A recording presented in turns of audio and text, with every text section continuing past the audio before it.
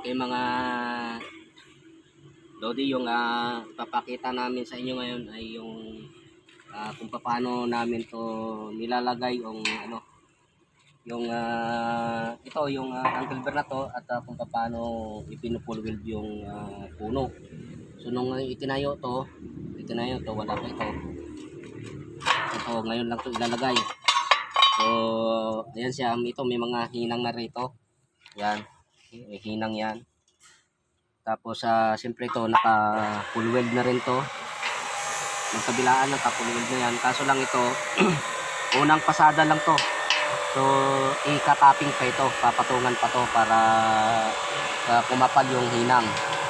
So ito ngayon ang una natin ilalagay ito.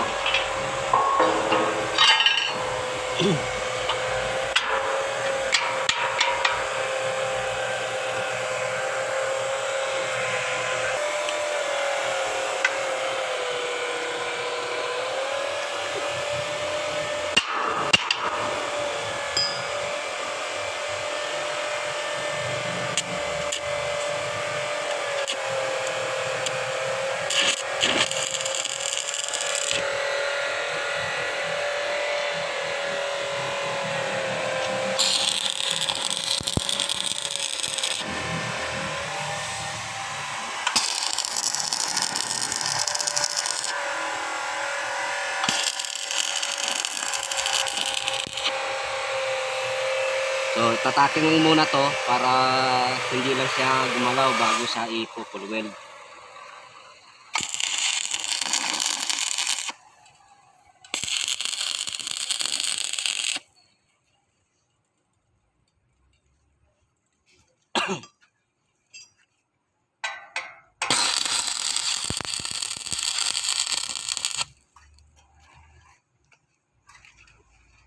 Then papaluin lang to para dumikit.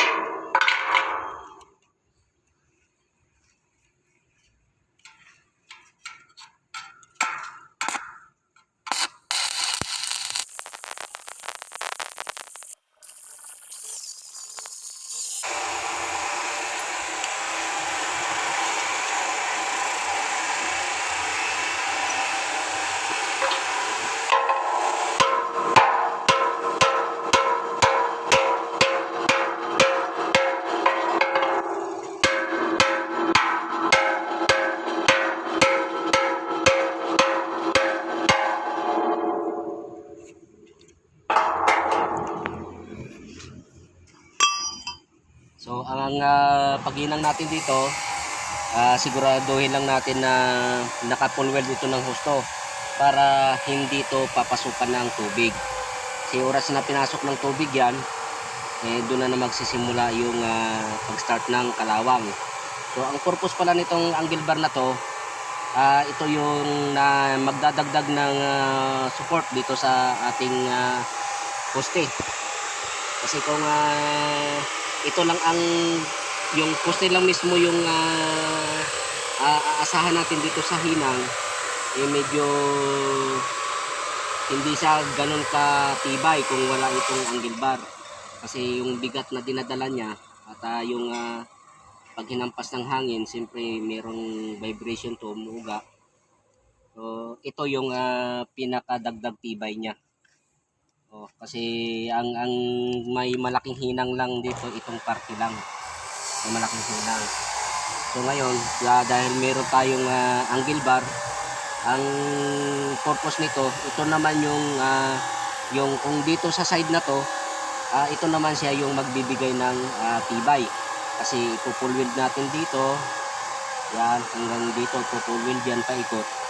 So ang ating poste ngayon ay matibay na pagka mayroong ganitong angle bar na suporta. So kailangan lang to, ang hinang dito ay watertight.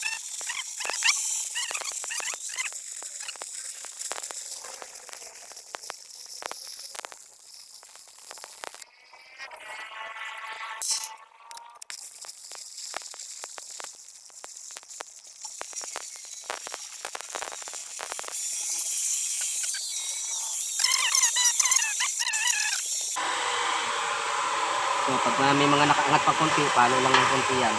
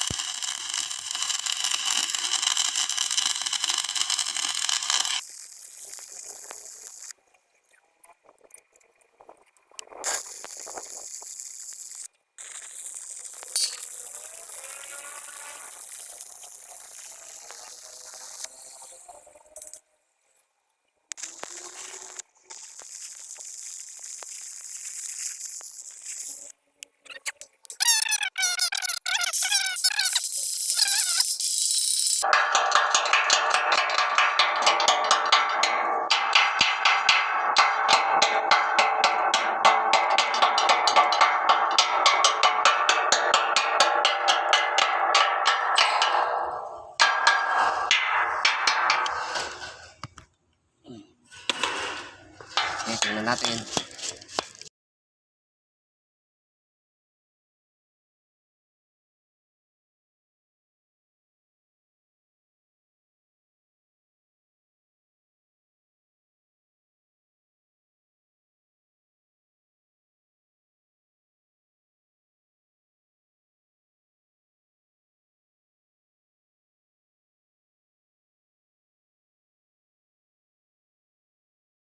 Laging una nilang tinitingnan itong puno ng poste. Kasi sa lahat ng parte nitong poste na to, yung puno ang dapat na pinaka matibay. So pagka maganda yung pagkakahinang, ibig sabihin matibay ang pagkakabigding.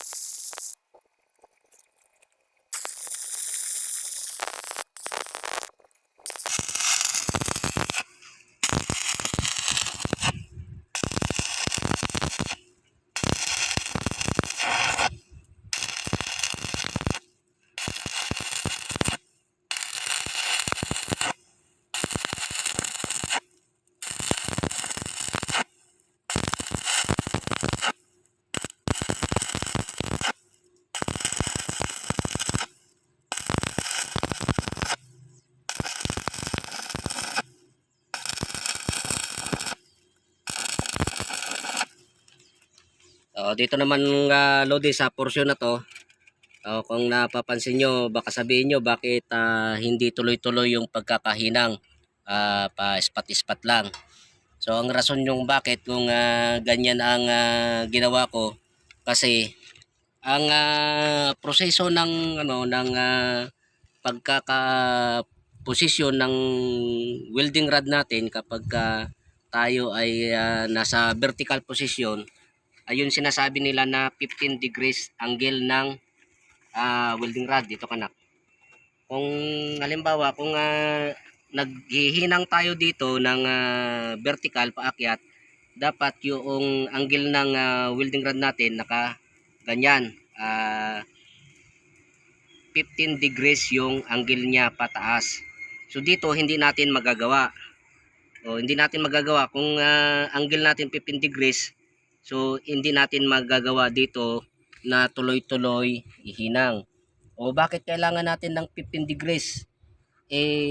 Maghihinang lang naman tayo. So ang mangyayari niyan, kung nakaganito tayo, kasi ito yung position na pwedeng natin gawin dito, pababa yung welding rod natin, ang tendency niyan, tutulo at tutulo lang yung hinang natin. Yung pagkaka-welding natin dito, yung ano niya, tutulo lang ng tutulo.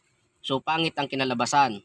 Kasi ang karakteristik ng welding rod, tsaka itong bakal, kapag naiinitan yan siyempre, bago sila magpupuse o magdikit, kailangan nila munang matunaw parehas. Matunaw itong welding rod and then yung iwi-welding natin na bakal. So kung nakapababa siya, matutunaw siya. Hindi siya kakapit. Kakapit man siya, pangit. Kaya nga ang pinaka the best position niya ay 15 degrees pataas. Pag ganyan. Para yung buga ng totong buga ng baga pataas.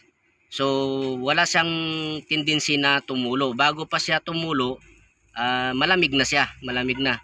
Hindi kagaya nitong pababa ka, nilulusaw niya pababa yung kumbaga nakakating yung ating bakal na wini-welding, na sa halip na ma-welding sana, nakakating siya kasi pababa. So nakuha nyo na siguro. Ito, ganito rin ang gagawin natin. Hindi tayo makapag-welding ng dire-diretso sana, ganyan. Dire-diretso sana tayo pag ganyan. So hindi siya pwede. Kung ipagano tayo, lalong hindi po pwede kasi yun nga, malulusaw yung we-welding natin, malulusaw lang. So pinaka the best na paraan ay spot lang tayo para hindi sa malusaw. Nakikita nyo itong ginawa ko rito, tingnan mo. Yan, ganun pa lang yung ginawa natin. Ang yung welding natin, ayan, yung flux niya, lusaw, di ba? Lusaw, tumutulo. Kung tuloy-tuloy pa yan, hindi wala tayong mabubuong hinang. So ganito na lang gagawin natin. Hintayin natin lumamig ng konti. Lamig. Magbibilang lang tayo ng 1, 2. 1,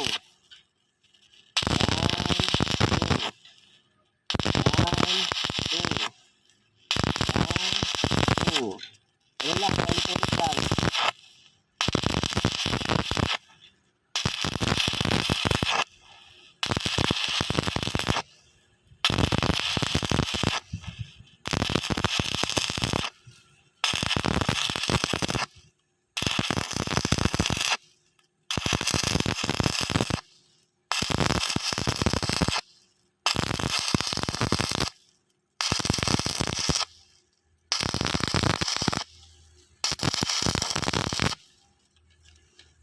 Okay, titingnan natin.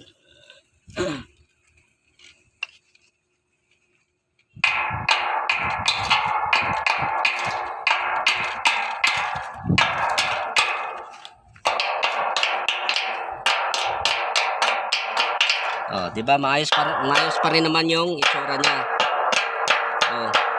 Kung tuloy-tuloy tayo at nakayuko itong ating welding rod, malututunaw ito, makakating itong we-weldingin natin dapat. Sa kabila, ganun din.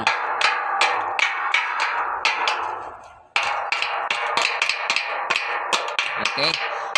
Yan lang mga lodi, yung maibibigay ko sa inyo na importanteng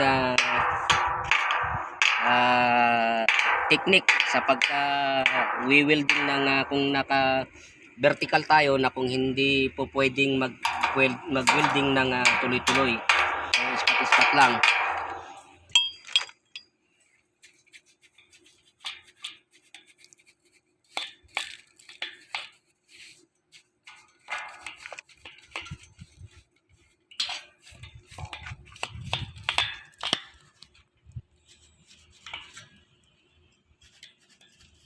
okay. Ditong side na to, okay na to. So, dito tayo sa side na to. Dito sa kabila. Dito ka sa kabila. Nakahinang na siya. Pero may mga party pa rin na hindi maganda. Gaya niyan, may hukay. So, yun ngayon ang i-address natin. Yung aayusin natin. Yan. Ito, tutusin, pwede na. Kaso lang, may mas maganda pa rito. Saka papatungan natin para tumibay. Kasi manipis lang tong hinang na to eh. So gagawin natin dyan. Ito naman ay horizontal na ang pagkakahinang natin dito. Horizontal na. Tapos ang gagamitin natin ditong technique ay circular motion. Pag ganyan. Bakit circular motion? Kasi ang iniiwasan natin ay yung malusaw kasi itong dito sa ganitong posisyon sa horizontal, yung laglag ng baga niyan ay pababa dahil sa gravity. So yun yung paliwanag dun. Kasi pagka ganyan natin, mainit yung baga, malulusaw yan pababa. So ang gagawin natin diyan pag ganyan, pagdating dito natin, pag strike natin dito sa baba, aakyat tayo. Pag akyat natin doon, itong parte nito may pagkakataon siyang lumamig. So babalik na naman tayo rito. Pag akyat naman natin dito, lalamig. Kung gagawin natin tuloy-tuloy yan, dire-diretso, pwede din naman, hindi tayo pwedeng magbabad kagaya ng nasa flat na kailangan nating sa flat mabagal. Dito, kung gagawin nating mabagal dito, wala tayong makukuhang welding na maganda dahil tutulo siya, tutulo. Right? Tutulo yan. So, ang gagawin natin, circular motion para may pagkakataon na lumamig yung baga. Na may pagkakataon lumamig para nang hindi siya tumulo. So pwede din naman, pwede din natin yung tinatawag na push and pull. Pull natin, then tulak natin, hatak, tulak. Pero yung ganong technique, ang makukover nun ay maliit lang. Kumbaga, ganyan linya lang. Ganyang linya lang, maliit lang. So ang kailangan natin makover ito, tsaka ito. So malaki. So ganito yon ang gagawin natin dyan. Ganyan. Yan. Yan. So, di ba mas malaki yung nakukover niya to? Yan. Yan ang nakukover niya kaysa pag ganito.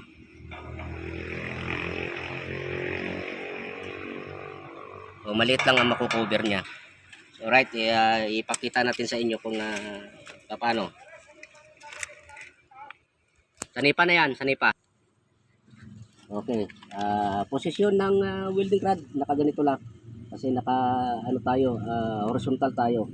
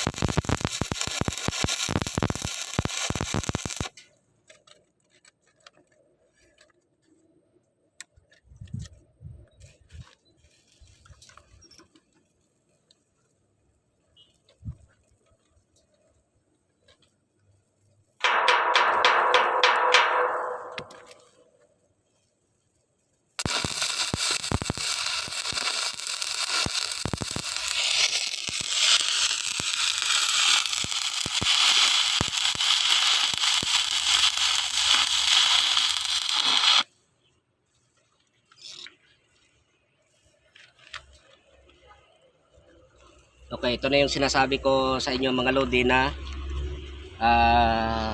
tutulo yan kung hindi natin gawing circular motion yung pagka ano natin pag welding. Kasi nga kung babad lang tayo na ganyan, yung baga babad din, siyempre tutulo yan. Ito na yon, to.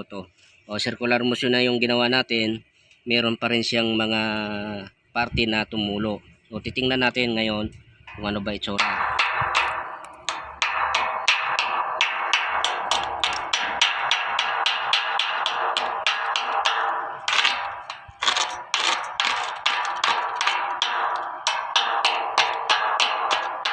Ayan. Saka paalala lang mga lodi, kapag ang flux madaling tanggalin, ibig sabihin maganda yan ang pagkakahinang yan. Pero kung nakikipag-away ka sa kakatiktik para matanggal yung flux, malamang pangit ang kinalabasan, ang hinang yan. Alright, nakita nyo naman. Mas maganda yan ito ngayon kaysa doon sa una. So meron tayong tumulo dito na konti. Yung toto sa iba, sa pinakalas na, pwede natin yan tanggalin. So ikakat lang natin yan.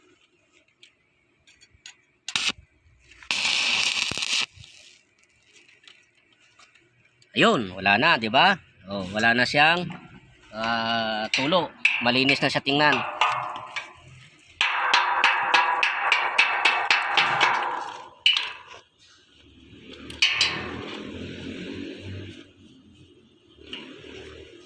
Isasara lang natin tong kantong to.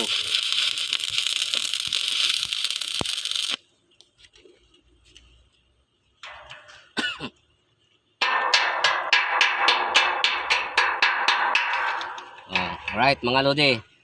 So itong portion na to, itong kabila nito, tsaka ito, okay na. Naayos na natin. Ito na lodi, tapos na tong kabilang side.